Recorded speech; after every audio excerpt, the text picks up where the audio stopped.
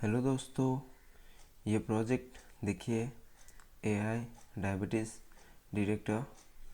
चलिए कुछ values enter करके देखते हैं। पहले एज को मैं 34 रख रहा हूँ। फिर जेंडर को मेल। फिर बीएमआई को 24, बीएमआई कैटेगरी को ओबेसिटी, सिस्टोलिक वैल्यू 99, डायस्टोलिक का वैल्यू 100, बीपी कैटेगरी को एलिवेटेड कर रहा हूँ। कोलेस्टेरॉल को चलिए चलते हैं 234, ठीक है। फिर कोलेस्टेरॉल कैटेगरी को हाई और ग्लूकोज को 150। इसके बाद सबमिट करेंगे तो ये हमें डायबिटीज़ प्रोबेबिलिटी दिखाएगा। चलिए सबमिट भी कर लेते हैं। आप लोग देख सकते हैं डायबिटीज़ प्रोबेबिलिटी दिखा रहा है 45%। अगर आप फिर से बैक जाकर फिर से नया वैल्यूज़ एंटर करना चाहते हैं तो गो बैक के ऊपर क्लिक करके पीछे जा सकते हैं और फिर से नया वैल्यूज़ डाल सकते हैं। तो चलिए अभी हम मॉडल बनाना सीखेंगे। तो इसके लिए हम पहले कैगल नोटबुक पर जाएंगे, यहाँ अपना मॉडल बनाएंगे। तो हम डिसीजन ट्री का इस्तेमाल कर रहे हैं और डायबिटीज़ प्रोबेबिलिटी प्रेडिक्टर बना रहा है।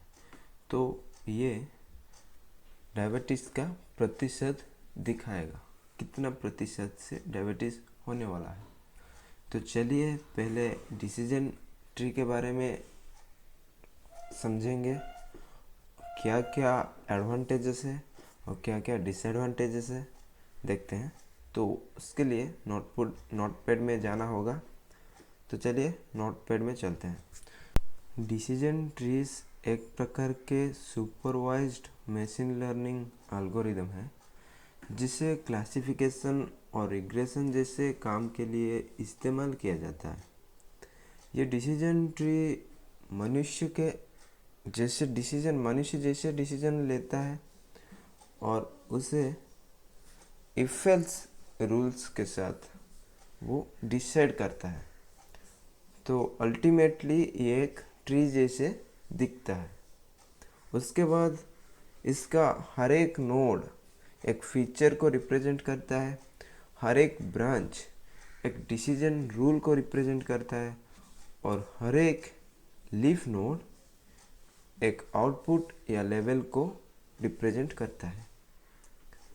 इसके बाद हम डिसीजन ट्रीज के मैट्रिसेस के बारे में बात करेंगे। तो पहले क्लासिफिकेशन के लिए वो गिनी इम्प्यूरिटी का इस्तेमाल करता है और गिनी इम्प्यूरिटी का फॉर्मूला है 1 minus summation of p i square, i from 1 to c। इसका अर्थ 1 minus p1 square plus p2 square plus dot dot dot plus pc square. और पी आई है proportion of sample belonging to class i data set में। और regression के लिए हम mean square error का इस्तेमाल करते हैं। तो मीन स्क्वायर एरर आप सबको पता है 1/n times y1 target minus y1 predicted whole square plus y2 target minus y2 predicted whole square plus ऐसे ही करके yn target minus yn predicted whole square तक करके जाते हैं तो मीन स्क्वायर निकलता है। यही है मैट्रिसेस जो कि हम डिसीजन ट्रीज में व्यवहार करते हैं। उसके बाद हम डिसीजन ट्रीज के एडवांटेजेस के बारे में बात करेंगे। तो पहला एडवांटेज है यह बहुत आसान से इंटरप्रेट किया जा सकता है और यह बहुत न्यूमेरिकल और कैटेगोरिकल डेटा का व्यवहार कर सकता है और इससे बहुत कम डेटा प्री प्रोसेसिंग चाहिए क्योंकि स्केलिंग और नॉर्मलाइजेशन का ज़रूरत ही नहीं है डिसीजन ट्रीज को। और ये नॉन लीनियर रिलेशनशिप्स को भी मॉडल बना सकता है। फिर स्मॉल से लेकर मीडियम रेंज डेटा सेट सबके साथ बहुत बढ़िया से काम करता है। और जब हम डिसएडवांटेजेस की बात करते हैं, डिसएडवांटेज ये है कि ये अनस्टेबल है, क्योंकि जब छोटी सी चेंज हो जाए डेटा के अंदर तो डिसीजन ट्री का स्ट्रक्चर चेंज हो जाता है।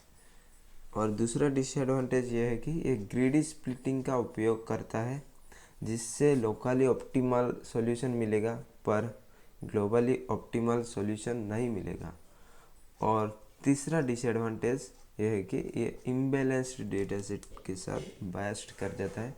चलिए अब हम इम्प्लीमेंट करते हैं डिसीजन ट्री को और मॉडल बनाएंगे। इम्प्लीमेंट करने के लिए हम कैगल नोट पर पहुंच चुके हैं।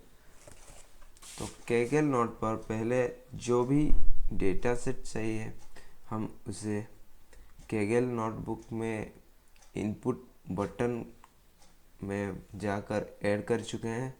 आप सबको ये डेटा सेट मिल जाएगा, मैं भी डिस्क्रिप्शन पे दे दूँगा।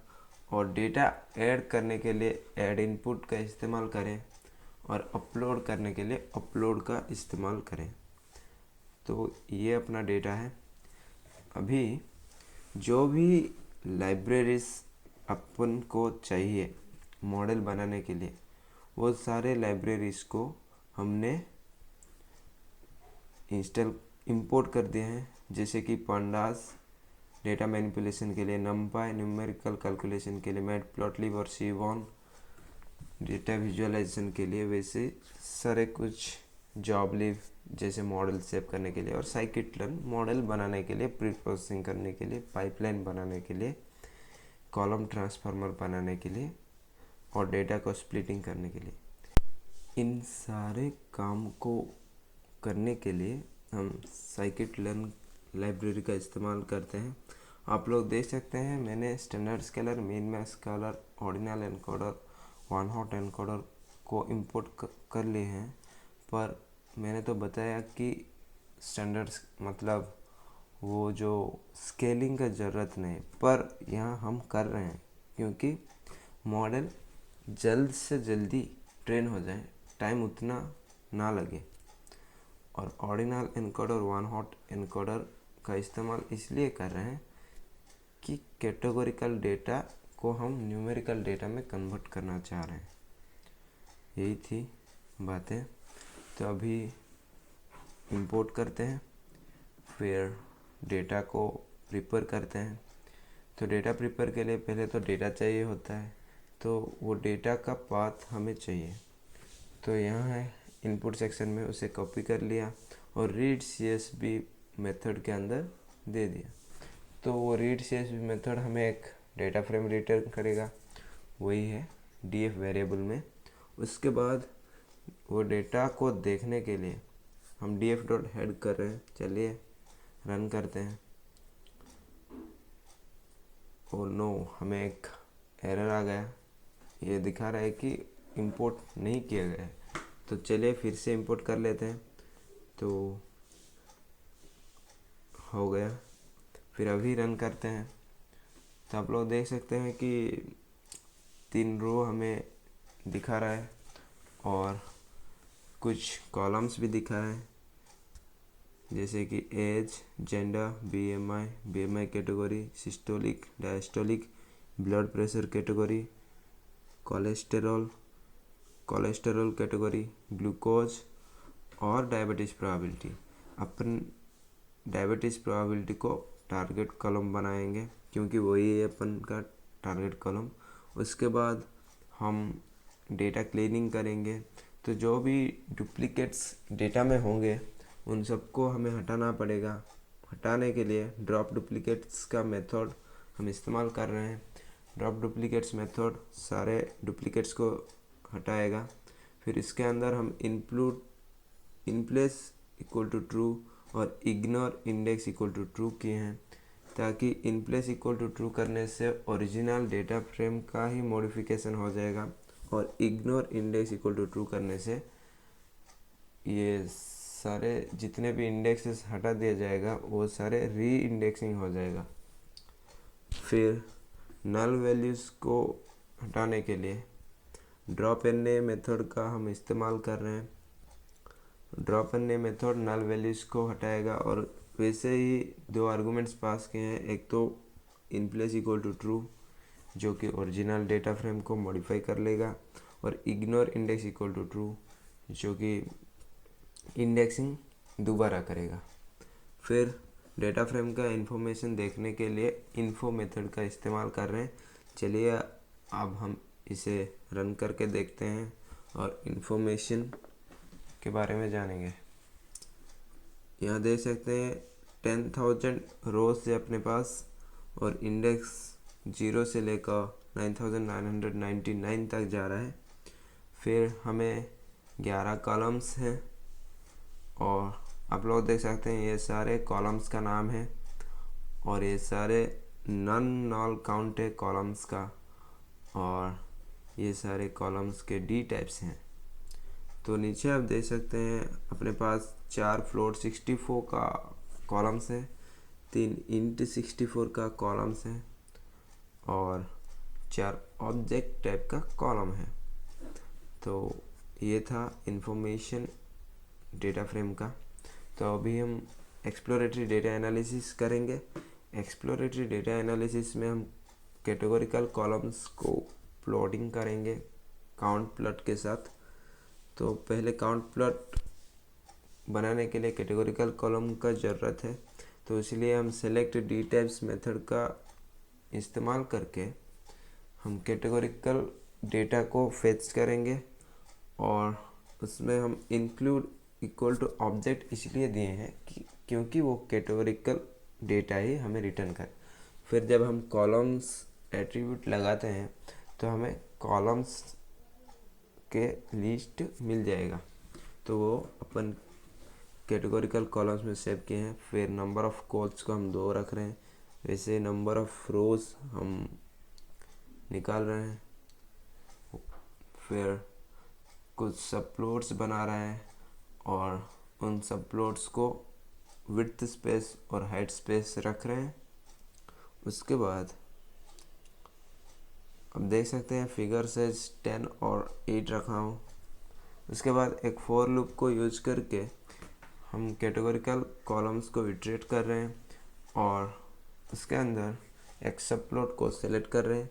सब प्लॉट के अंदर काउंट प्लॉट मेथड का इस्तेमाल करके हम एक प्लॉट बना रहे हैं जिसमें अपना डेटा होगा df और x होगा था कॉलम, और उसके बाद हम एक्सटिक्स को रोटेट कर रहे हैं ताकि सारे कुछ एक्सटिक्स अच्छे से दिख जाए। फिर plt.show कर रहे हैं ताकि हमें वो प्लॉट्स दिखें। तो चलिए इसे रन करते हैं।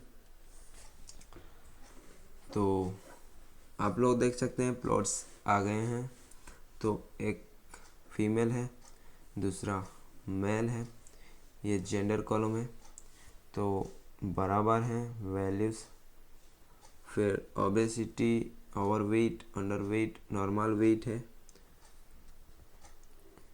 आप भी देख सकते हैं इसमें ओबेसिटी कॉलम हाईएस्ट है और अंडरवेट कॉलम लोएस्ट है।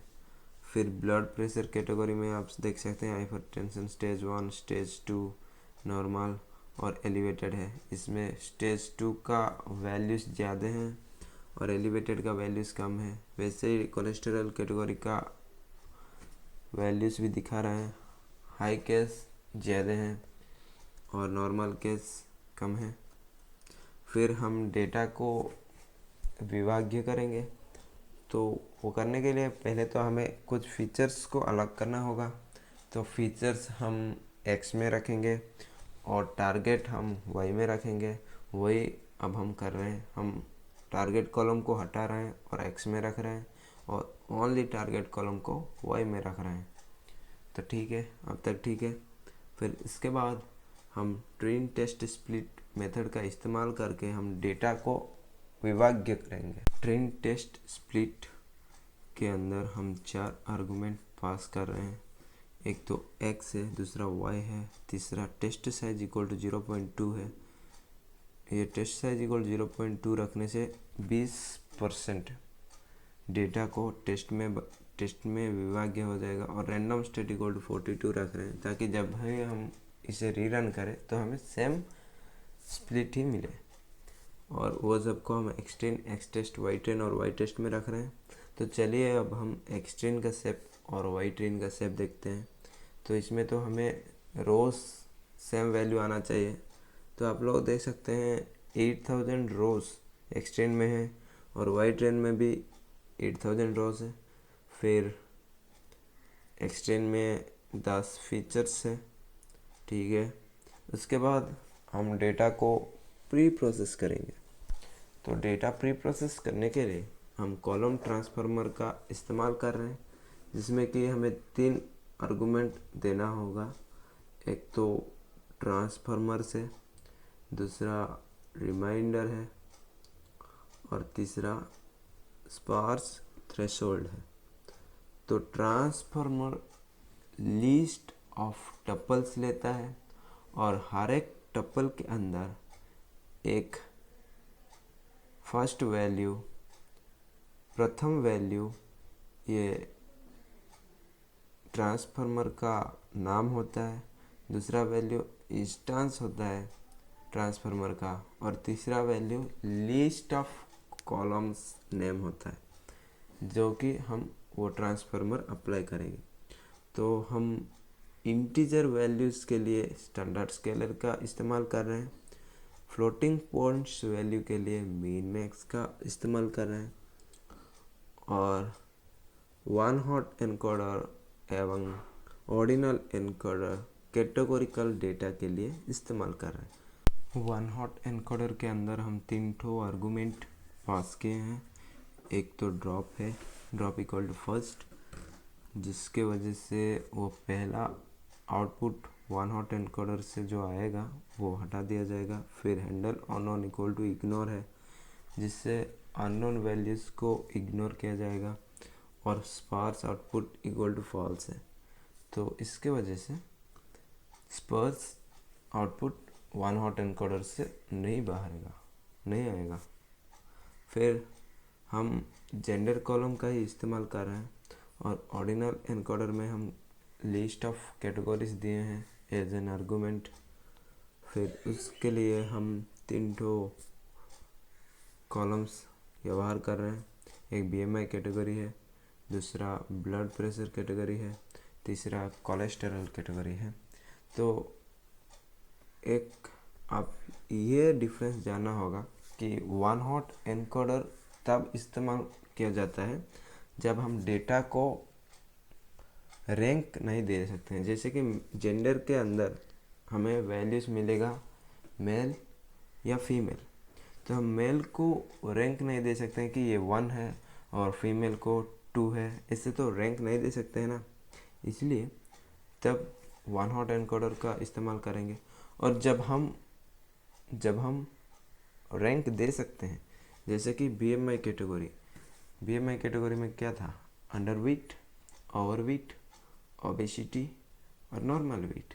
इन 4 वैल्यूज़ को हम रैंक दे सकते हैं, इसलिए तब हम ऑर्डिनल एनकोडर का इस्तेमाल करें।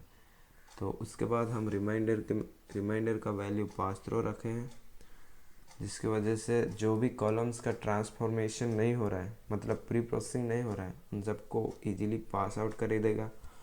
और स्पार्स थ्रेशोल्ड को 0 रख रहे हैं कि हमें स्पार्स आउटपुट नहीं चाहिए। तो चलिए इसे रन करते हैं। तो आप लोग देख सकते हैं अपन को मिल गया 4 प्री प्रोसेसर और एक रिमाइंडर। उसके बाद हम मॉडल को बनाएंगे। मॉडल बनाने के लिए हम पाइपलाइन का इस्तेमाल कर रहे हैं और प्री प्रोसेसर के साथ अपना मॉडल डिसीजन ट्री रिग्रेसर को जोड़ रहे हैं विथ पाइपलाइन। तो पाइपलाइन एक आर्गुमेंट लेता है स्टेप्स, जो कि लिस्ट ऑफ टपल्स है, जैसे कि कॉलम ट्रांसफॉर्मर लेता है। और इसके अंदर टपल्स के अंदर पहला वैल्यू होता है नाम, दूसरा वैल्यू होता है इंस्टेंस। तो चलिए हम इसे रन कर रहे हैं और ये देख सकते हैं अपना मॉडल। फिर हम इसे ट्रेन करेंगे ट्रेन डेटा के साथ। तो ट्रेन करने के लिए अपने पास फिट मेथड है, और x train y train train data है, तो मॉडल ट्रेन कर लिए हैं। फिर अब हमें मॉडल को टेस्ट करना होगा। तो टेस्ट करने के लिए हम आर स्क्वायर स्कोर या एक्यूरेसी का इस्तेमाल कर रहे हैं। हम इसे चेंज कर रहे हैं, मेसी नहीं होगा, आर स्क्वायर स्कोर या एक्यूरेसी होगा। तो एक्यूरेसी पाने के लिए स्कोर, जो कि डिफ़ॉल्ट मेथड है हर एक रिग्रेसर के अंदर, इसका इस्तेमाल करके और उसे टेस्ट डेटा देकर हम एक्यूरेसी निकल सकते हैं। तो चलिए अब हम इसे रन करके देखते हैं। तो आप लोग देख सकते हैं 0.99, इसका अर्थ 99% एक्यूरेट है टेस्ट डेटा में मॉडल। तो अभी हम स्ट्रेन्ड मॉडल को सेव करेंगे। सेव करने के लिए डंप मेथड का यूज़ करेंगे, जो कि जॉबलिब में अवेलेबल है। डंप मेथड 2 आर्गुमेंट लेता है, एक तो ट्रेन्ड मॉडल या इंस्टेंस, दूसरा फाइल पाथ। तो हम मॉडल सेव कर लिए हैं। फिर हमें क्लीन द डेटा का भी सेव करना होगा, ताकि फ्यूचर यूज में हो सकता है। तो उसे भी हम सेव कर रहे हैं। तो सेव करने के लिए 2CSV नाम का एक मेथड है, उस मेथड में हम डेटा फ्रेम दे रहे हैं और डायबिटीज probability.csv ये फाइल का नाम रख रहे हैं। तो इसे भी रन करते हैं। तो अपना डेटा फ्रेम सेव हो जाएगा। तो अपना मॉडल और डेटा फ्रेम सेव हो गया। तो अभी हमें क्या करना होगा, जाकर डाउनलोड करना होगा। तो डाउनलोड करने के लिए वो आउटपुट सेक्शन में मिल सकते हैं। तो यही डायरेक्टरी में जाकर वो ट्रायंगल के ऊपर क्लिक करें, आपको 2 फाइल नज़र आएगा। तो इन फाइल को डाउनलोड करने के लिए आपको 3 डॉट्स पर क्लिक करना होगा। 3 डॉट्स पर क्लिक करने से डाउनलोड नाम का एक बटन आएगा, उसे क्लिक करके आप अपना फाइल्स डाउनलोड कर सकते हैं। तो यहाँ तक तो ठीक है, मॉडल तो बना लिया है, पर हमें अभी इंटरफेस भी बनाना होगा। तो इसके लिए हम VS कोड एडिटर में जाएंगे और इंटरफेस बनाएंगे। तो चलिए, तो हम अभी VS कोड एडिटर में आ गए हैं। और VS कोड एडिटर में पहले तो जो कुछ भी गार्बेज है उसे हम डिलीट कर रहे हैं। ओके, ठीक है। अब हम VS कोड एडिटर में पहले जो भी लाइब्रेरी का ज़रूरत है, जैसे कि फ्लास्क, पंडास, नमपायर, जॉबलिब, इन सारों को हम इंपोर्ट करेंगे। और फ्लास्क रेंडर टेम्पलेट और रिक्वेस्ट भी इंपोर्ट करेंगे। पंडास डेटा फ्रेम रीड करने के लिए, नमपाई डेटा को कन्वर्ट करने के लिए, और जॉबलिब मॉडल को लोड करने के लिए इंपोर्ट किया गया है। तो चलिए पहले डेटा को लोड कर लेते हैं रीड CSV मेथड का इस्तेमाल करके। ठीक है, कर लिए हैं। फिर मॉडल को लोड करते हैं joblib.load मेथड के साथ, और मॉडल वेरिएबल में सेव कर लेते हैं। फिर क्लास नाम का एक एप्लीकेशन बना रहे हैं। ठीक है, फिर एक इंडेक्स रूट बनाए हैं, और रूट के अंदर एक मेथड है जिसके अंदर बहुत सारे वेरिएबल्स हैं, मीन वैल्यूज़ और मैक्स वैल्यूज़ सेव कर रहे हैं। और उसके बाद हम एक रेंडर टेम्पलेट मेथड से एक डायबिटीज डिटेक्टर.html रिटर्न कर रहे हैं, जिसमें हम मिनिमम वैल्यू और मैक्सिमम वैल्यू भी दिए हैं।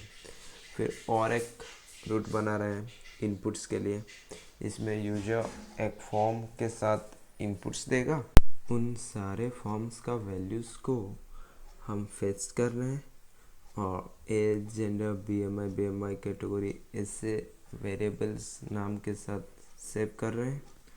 और वो सारे वैल्यूज़ को हम एक डेटा फ्रेम में कन्वर्ट कर रहे हैं और डेटा में सेव कर रहे हैं।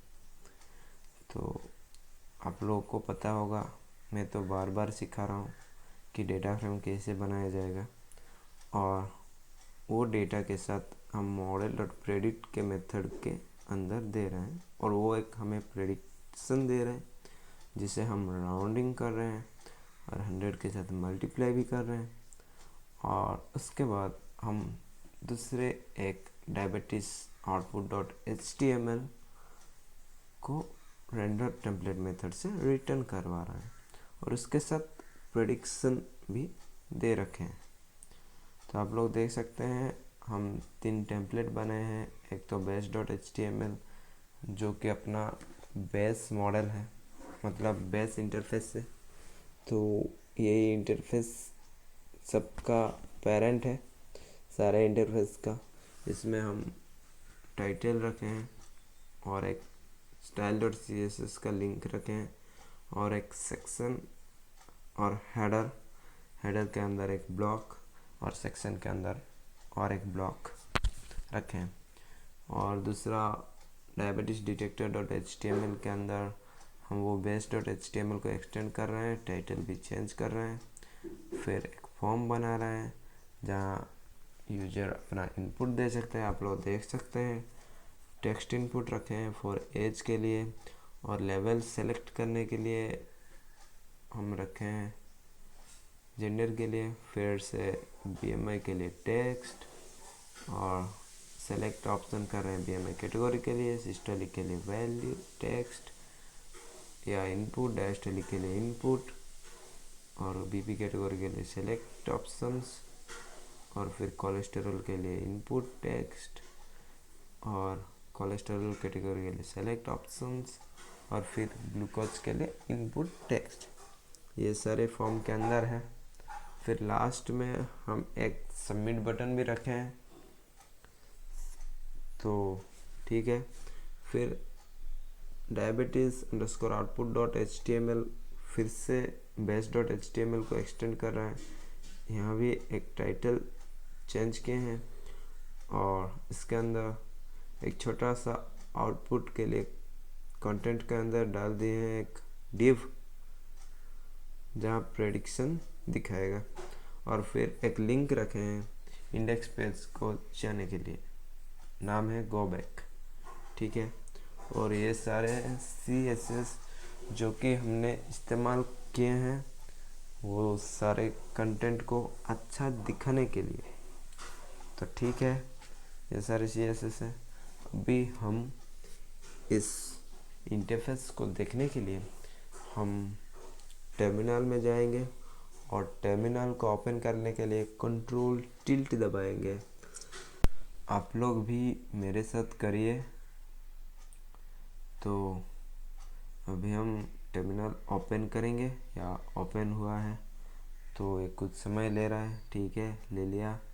फिर यहाँ हम फ्लास्क रन हाइफन डीबग लिखेंगे। तो लिख लिए, आप भी ऐसे ही लिखें और एंटर दबाएं। एंटर दबाने से ऐसे एक आएगा। फिर आपको एक रनिंग ऑन दिखा रहा होगा और एक लिंक दिया होगा, वो लिंक में जाए, कंट्रोल क्लिक करें। फिर हम आ गए हैं। चलिए अब वैल्यूज़ को डालते हैं। तो एज 25 रखें, जेंडर को फीमेल कर रहे हैं, नहीं मेल ही रखते हैं। फिर BMI का वैल्यू 11 से लेकर 53 तक होना चाहिए। तो हम चलिए एक वैल्यू जैसे कि 45 लिए हैं। फिर BMI कैटेगरी को हम under weight, normal weight, over weight और ओबेसिटी के अंदर एक लेना होगा। हम ओवर वेट ले रहे हैं। फिर सिस्टोलिक का वैल्यू 90 से लेकर 125 तक लेना होगा। तो चलिए हम 110 ले लेते हैं। फिर डायस्टोलिक का वैल्यू 60 से लेकर 132 तक लेना होगा। तो चलिए हम इससे 122 ले रहे हैं। फिर BP कैटेगरी को normal, elevated, hypertension stage 1, stage 2 का सेलेक्ट करना होगा। तो हम एलिवेटेड रख लिए। फिर कोलेस्टेरॉल को 150 to 300 के अंदर रखना है, तो हम 200 ले लिए। फिर कोलेस्टेरॉल कैटेगरी को high, border line high, normal के अंदर एक रखना है, तो बॉर्डर लाइन हाई ले लिए। फिर ग्लूकोज को 70 से लेकर 182 तक रखना है। तो हम चलिए अभी हमें 150 ले रहे हैं। ठीक है, सारे वैल्यूज़ तो ले लिए हैं। तो अभी हम सबमिट करेंगे। चलिए देखते हैं। हाँ, आप लोग देख सकते हैं ये डायबिटीज़ प्रेडिक्शन आ गया है। तो 50% है, 50% है कि डायबिटीज़ आने का चांस। यहाँ तक देखने के लिए बहुत बहुत धन्यवाद है।